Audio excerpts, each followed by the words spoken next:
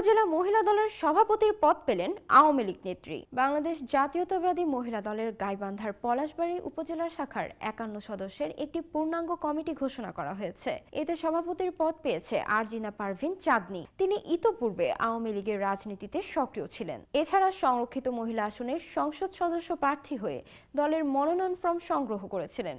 শুধু চাঁদনী নয়, কমিটির সাংগঠনিক সম্পাদক পদ পেয়েছে নাসিমা বেগম। অথচ তিনি উপজেলা ৪ নম্বর বরিশাল ইউনিয়ন তাঁতি লীগের সভানেত্রী ছিলেন। এরই মধ্যে কমিটির তালিকা সহ সভাপতি আরজিনা পারভিন চাঁদনীর দলের ফর্ম সংগ্রহ ও শীর্ষ নেতাদের সঙ্গে তোলা ছবি ছড়িয়ে পড়েছে সামাজিক যোগাযোগ মাধ্যমে। এ নিয়ে চলছে তুমুল সমালোচনা। অভিযোগ উঠেছে, তদবির ও অর্থ বাণিজ্যের মাধ্যমে আওয়ামী লীগের নেত্রী হয়েও মহিলা দলের পদ পেয়েছেন তারা।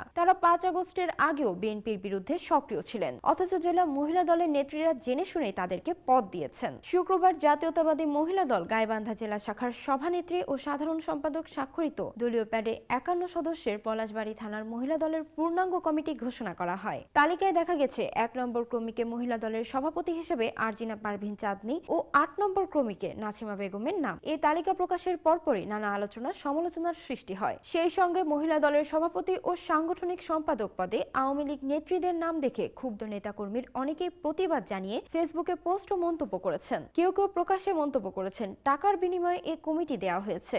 পলাশবাড়ী পৌর বিএনপির সভাপতি ও জেলা বিএনপির যুগ্ম সম্পাদক আবুল কালাম আজাদ বলেন, পলাশবাড়ীতে মহিলা দলের কমিটিতে যাদের রাখা হয়েছে তারা ৫ আগস্টের আগে বিএনপির বিরুদ্ধে কাজ করেছে। দুই নেত্রী আওয়ামী লীগের রাজনীতিতে সক্রিয় হলেও অর্থের বিনিময়ে মহিলা দলের কমিটিতে পদ পেয়েছেন। দ্রুত বিতর্কিত কমিটি বাতিল করে ত্যাগীদের সমন্বয়ে শতভাগ স্বচ্ছ ও গ্রহণযোগ্য কমিটি গঠনের আহ্বান জানান তিনি। পলাশবাড়ী উপজেলা যুবদলের সিনিয়র যুগ্ম আহ্বায়ক সাগর সরকার মিনু বলেন, যিনি আওয়ামী লীগের সংরক্ষিত আসনের প্রার্থী হয়ে দলের মনোনয়ন ফর্ম কেনেন, তিনি কিভাবে মহিলা দলের সভাপতি হয়? যারা এই কমিটি দিয়েছে তাদের স্বার্থ উদ্দেশ্য বেশ স্পষ্ট। আমরা জিয়ার সৈনিক, রাজপথে আমাদের ঠিকানা।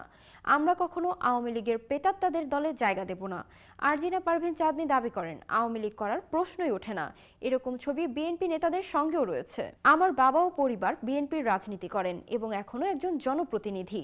এই কমিটি ঘোষণার পর বিভিন্ন মহলে নানা রকমের প্রশ্নের সম্মুখীন হয় উক্ত কমিটির কার্যক্রম স্থগিত ঘোষণা করা হয়েছে। রবিবার জেলা মহিলা দলের সভাপতি ও সাধারণ সম্পাদক স্বাক্ষরিত দলীয় প্যাডে প্রেস বিজ্ঞপ্তিতে কমিটির কার্যক্রম স্থগিতের বিষয়টি জানানো হয়। গাইবান্ধা জেলা মহিলা দলের সভানেত্রী শোভা আক্তার বলেন, দলীয় সিদ্ধান্তে পলাশবাড়ী থানা মহিলা দলের কমিটির কার্যক্রম স্থগিত করা হয়েছে। আমরা পরবর্তীতে কমিটির বিষয়ে সিদ্ধান্ত নেব।